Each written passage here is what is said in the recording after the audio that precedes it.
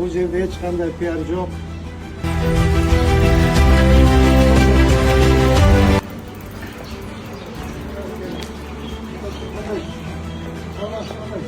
Çadırlar büttü, iç-içe. İçen bütü. Görünüz ko'rsatamiz. Son bir bakın. Kalsiyeleri koyuldu. Koyuldu. Ventilasyon var. Ha.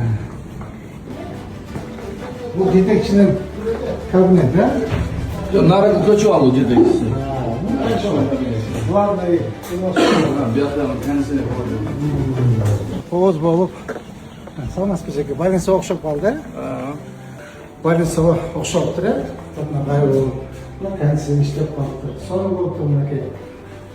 Bu yerda hech qanday PR yo'q. Biz avtobusdan жолуккандардын баарын айтып атабыз биз. Доктор кооперативге. Жок эми Meyli doktor, rahmat. Ma'qul aka yaxshi. Ma'qul aka yaxshi. башка